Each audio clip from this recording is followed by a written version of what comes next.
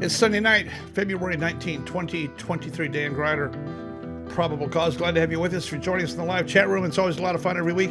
Sunday night, we do our weekly accident recap and review for the previous general aviation fatal accidents that have occurred in the previous 7 days. However, tonight, for the second week in a row, we struck out. We've got 0, which is really a good thing. So we're going to celebrate that a little bit. I got Juan Blanco Lirio is going to show up here in a second. So is Scott Perdue. We're going to do a Zoom call with them, and I'm going to include that video in just a second. Haven't recorded it. I'm going to give you the honest truth here.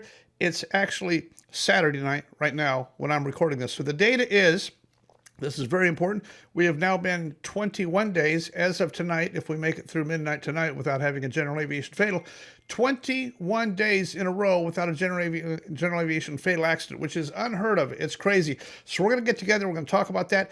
I am not claiming credit for that. We are not claiming credit for that lucky streak. We're going to talk about what might be happening and what things are going in our favor and some of the backstory and setup on that. So enjoy that conversation with Juan Blanco and Scott Perdue and I in just a minute here. In the meantime, we're going to talk about, while I got just a second, the Zoom call. I'm all set up for it. I'm going to record that in just a second here.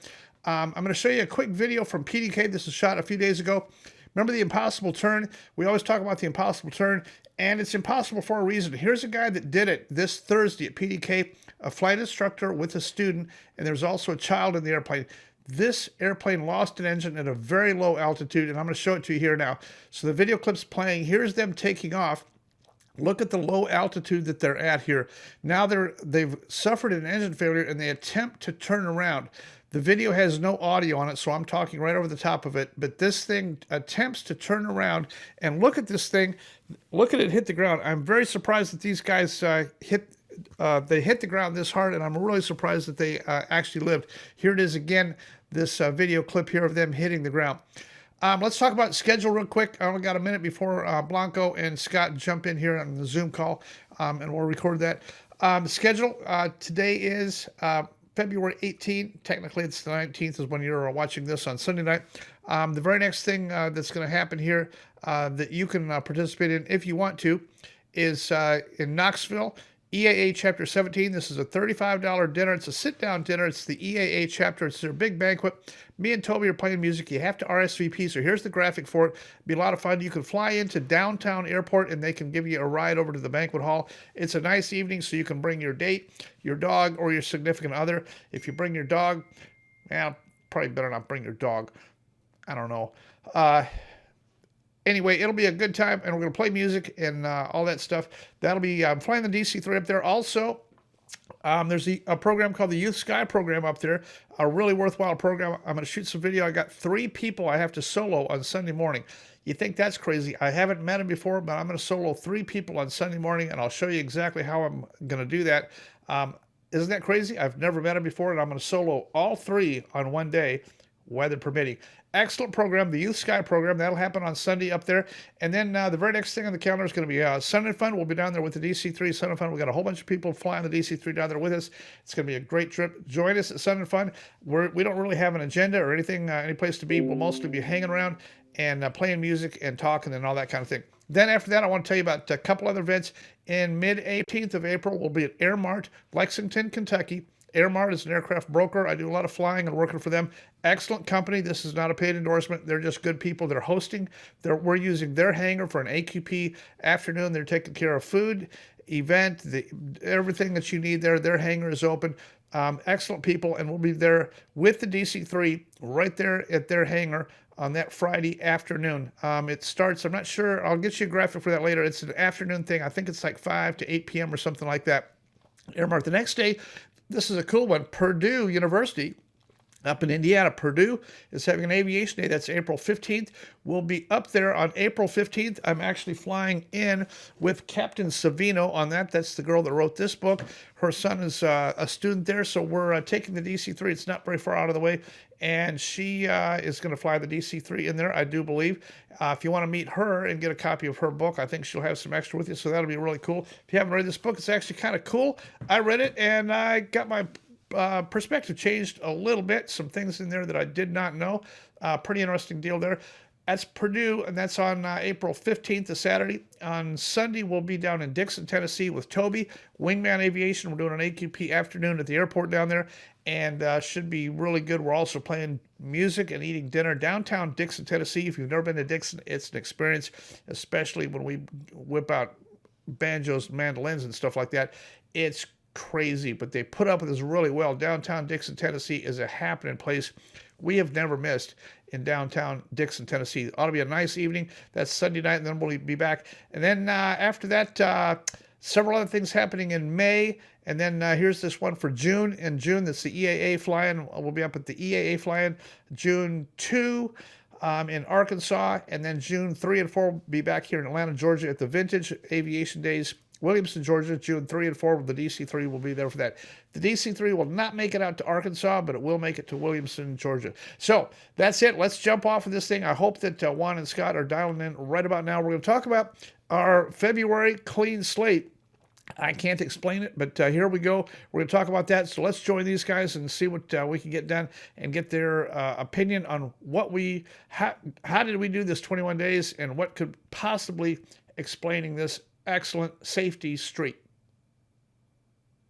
All right, good evening. In the showroom tonight here with us, we got Blanco and Scott, and welcome you guys. How's it going? Good. Well, good. Jumping in here. It was kind of my idea, but I wanted to call these guys. We've been 21 days in a row without a general aviation fatal so far. So what do you guys think of that? I'm sure it's because of the probable cause Dan Greider channel. It is not. No. Otherwise, you wouldn't have gathered us here this evening. No, I want to celebrate that and call attention to it. I don't think it's you or me or Scott or any one of the other YouTubers out there. My idea is it's the overall net effect of the internet and social media and people watching this thing more real time. As accidents happen, people are paying closer attention. I think they're actually learning a little bit because the data is getting to them much, much quicker now. Well, hopefully so. I think information is critical mass. It's reaching a critical mass here. And people are starting to be interested in talk about it. And we just what we do with our videos really is just we kind of set the conversation here. Talk about this, talk about that. Here's the facts. Here's a way to think about it. And so people are doing that. They're using it to talk about that. Not just necessarily the three of us, but everybody that's doing it. And I think that's what's happening is there's a fascination with it, one, but yeah, most people that seem to be very interested in, okay, how do I learn what I need to do? Yeah. I say a lot that, Flywire really is all about the hangar talk that it used to be when I was young, it's sort of like hangar talk on a massive scale. You're able to share it with a large audience. Yes. Exactly. And your hangar talk is not just hangar talk. Your hangar talk actually spurs on hangar talk because when they get done watching you guys' video, they go and talk to their CFI or their buddy, and then the real hangar talk occurs because they go, hey, did you see that Blanco video? Or hey, did you see that Scott Perdue video? And then the conversation is started. And I think that's the overall net effect that we're seeing. Yep. I agree. So absolutely agree. Scott, you just did 19 Mike Tango. What a good video, and that's on your YouTube channel right now. The most recent one you got, I believe. What's your summary for the people that didn't see that? What's your summary off that? That's the A36 in New York. Well, essentially, a summary of that is that number one, it's an aeronautical decision making is why did he take off into night weather? I mean, it was not moderate weather; it was pretty severe, pretty heavy rain that he took off into right around there. And then in the direction he was going, it was going to be ice and snow, and he's going to be right in the middle of it. So nighttime doing that, that's a pretty risky thing to do. So when you add on top of that the turbulence and all that other stuff that's going on, and then he has a partial engine failure at the beginning of that situation, and that may have pertained right from takeoff. Is that he had an engine that wasn't putting out a lot of power, and he didn't know why. And then the controller kind of led him along. I think the controller actually did a really good job here. Yeah, I do too.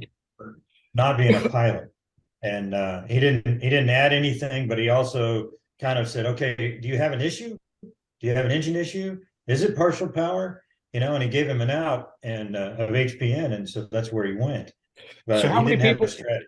how many people watched your video and are now thinking twice about a low vis night takeoff in an old Bonanza? How many people are really thinking twice? I mean, these guys ended up dead. 2 guys ended up dead over this. How many people might see a video like that and start to think twice about, I think I'll just go to the hotel? Yeah. Hopefully a lot of folks have started thinking about it. There's a lot of comments pretty much just to that effect. Yeah. Both on Facebook and Yeah. on YouTube. Exactly. And Juan, you just I apologize, I did not get to see it yet, but you the Nepal crash, you told me about it a little bit on the phone. What's the overall summary off that report there? I haven't even looked at it. Well, I found it hard to believe, and I was very skeptical about it at first, but it is very clear in the report that the instructor, pilot, or check airman in the right seat of the aircraft who was checking out the new captain in the left seat, he was the pilot monitoring. She was the pilot flying. She called for flaps 30 in a kind of a hot, steep, visual approach, right? Left-hand base and final. And while instructing her through the pattern, he reached down and he grabbed the condition levers instead of the flaps and pulled the condition levers right to feather and feathered both engines. Yeah, and on that airplane, the condition levers, you got throttles and then condition levers and then a fuel thing over there as well. But when you reach for the flaps, the flap handle kind of looks like the condition levers, although, I mean, I think it's shaped like a flap handle and the condition levers are round, but they are right next to each other. But from the right seat, the flaps are closest to you. The condition levers are in the middle, and then the power levers on your left if you're in the right seat. But I'm thinking as a check airman, you're swapping seats all the time, left and right seat. So you might have that muscle memory a little bit off. The condition levers, when I looked at the picture, they're not only are they round, they're a different shape. That's also a much bigger throw.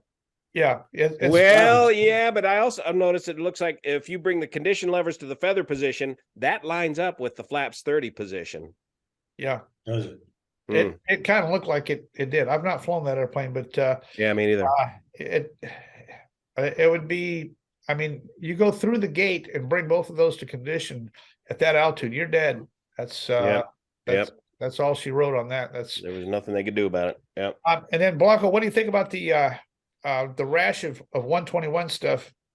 Well, it certainly hit the news, and these are ASAP reports that are supposed to remain anonymous, but because of the modern day data gathering capability, they have made it out onto the internet, and then they have got the attention of the mainstream media pretty quickly.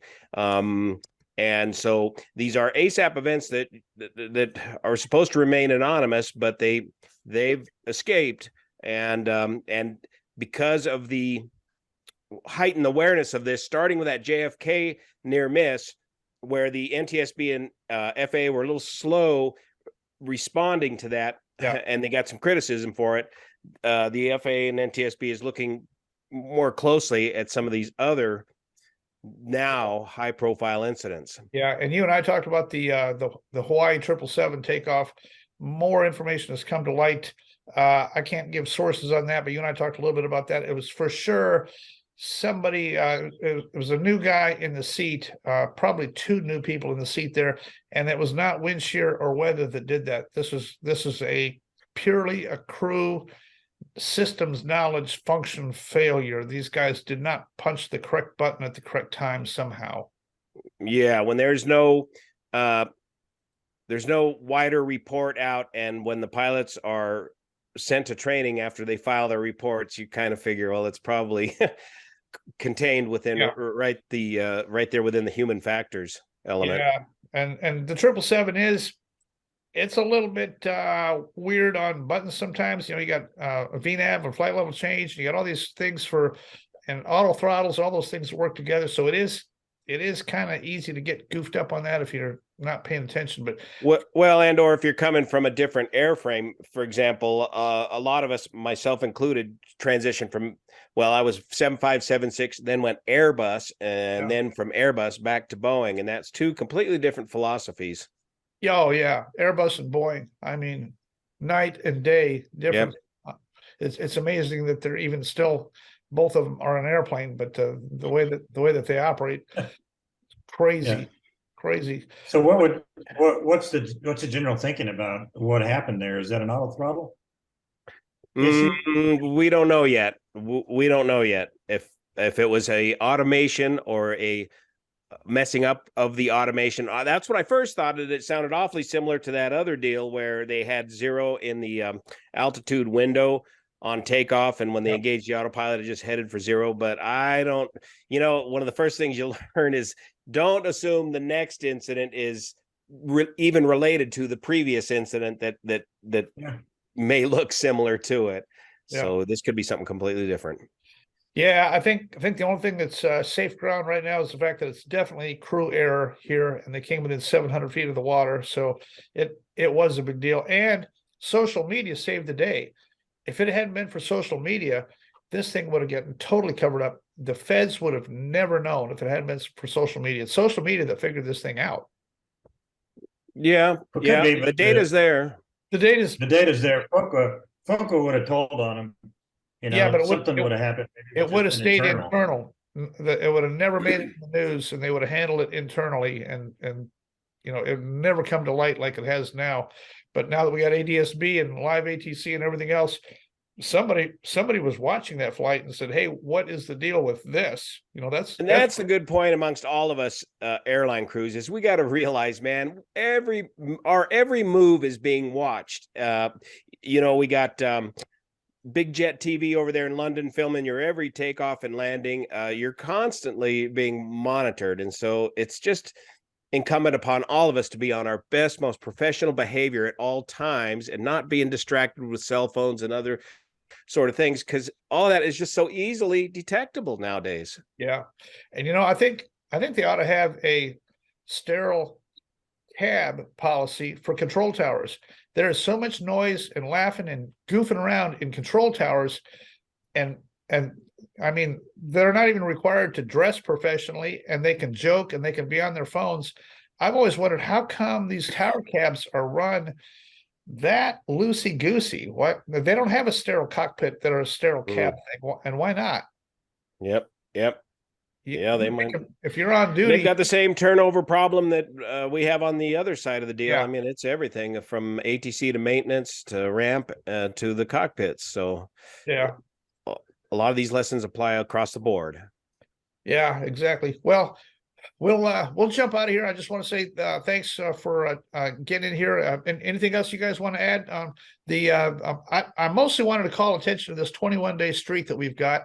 I am not trying to claim credit for it or give credit to you guys. I think it's purely a product of NTSB's former policy of keeping all this information. We didn't have access to it. Up until now, everything was in print, and it took 3 years to even find out anything on any general aviation accident. Look what we have now. The information is so fast from so many sources, and there's pictures, video, and ADS-B and live ATC. I think people are actually watching and paying attention to all the sources, and they're gleaning as much information on accident reviews as they possibly can. And look at the number of YouTubers and Instagram people that are doing accident information now successfully and talking about them. And it doesn't really matter if we're armchair quarterbacking or not. At least we're getting the information out here. Hey, here's what happened to this guy, and here's what the deal is. I tend to jump a little early and a little fast and make a recommendation. Here's the guy, here's his wife, here's his family, and boy, he's dead. Don't do this. Here's what this guy did. And that, I don't know, I'm probably a little bit brash on some of that stuff, but maybe over the course of time between all of us talking about general aviation accidents, maybe we're seeing an effect. I don't know. Yeah, hopefully so. More data, more quickly. Yeah, exactly. All right. Well, you guys both going to Sun and Fun? I'll be there. Okay, good. You guys got to drag me out there, man. All right. Are you going to come? You got plans? It's a long way from California for me. I haven't Yeah. got plans yet. Yeah, well, we'll be there with the DC-3, and I've already put a special lock on our taco cooler. So if you're there, we won't talk about the incident that happened No before. tacos, no deal. Yeah, well, we have tacos, but that was the problem last time. Good. All right, well, I'm late for my banjo lessons. I'm still taking banjo lessons, so I'm You'll never learn, man. It's hopeless. Hurt got nigh it. hopeless. Hey, bring a stand-up bass. Give it up now. Oh, so I'm gonna put the stand-up bass in the overhead bin, huh? Yeah, yeah, I'll bring that little tiny mandolin. yeah. Well, that'll be good. All right, you guys have a great night. Thanks for jumping in here. Okay. See you All guys. right, thanks. See ya. See you here. See you here. Well, I hope you enjoyed that quick little chat with both Juan and Scott. Look for all of you guys on the road, whenever you get a chance to come and hang out with us. We'd enjoy meeting you, especially Sun and Fun. If you can be down there for a few days anyway, look us up. We don't really have an agenda down there. AQP for general aviation is what this is all about. I want to throw up a real quick graphic here. I pulled up a little bit of data. Over the last 10 years, this is 10 years of NTSB data. Here's a shocking screen for you. In the last 10 years, there's been 11,252 general aviation accidents. 11,252. How many recommendations has the NTSB produced in that same 10 years? Well, the answer is only 15. Here's a screen grab to show you exactly what the NTSB's job is. They're supposed to be issuing a probable cause and issuing a recommendation for each accident. That's their job. It's not just one or the other. They're supposed to issue a probable cause and a recommendation. They're simply not doing it. Jennifer, I'm not very happy with you. Here she is. Jennifer, let's get with this. Let's give a recommendation for each accident. Even if it's the same thing. Even if your recommendation is you should use better, this pilot should have used better aeronautical decision making and should not have launched. That's still a recommendation. You can generalize your recommendations a little bit more. I think we should have a hand in hand. Every time there's a probable cause, there needs to be a recommendation. And even if it's the same thing over and over, keep recommending it. You're the NTSB. People are going to listen to what you say. Give us a recommendation on what this guy did so that we can know. That's all I got here for tonight. I appreciate you jumping in here and joining us with in the chat room and everything. It's been a great evening, and we'll look forward to seeing you next week. Hopefully we can keep this streak going. I'd love to see us go the entire month of February with 0 general aviation fatal accidents. That would be totally incredible. So far, all I can tell you is that the month of February, we haven't had one yet that I know of, and that's totally cool. I'm really happy about that. That frees me up to do a whole bunch of other fun stuff that I want to do. Got to get out of here for a tiny little itty-bitty fledgling YouTube channel. Dan Ryder, Probable Cause.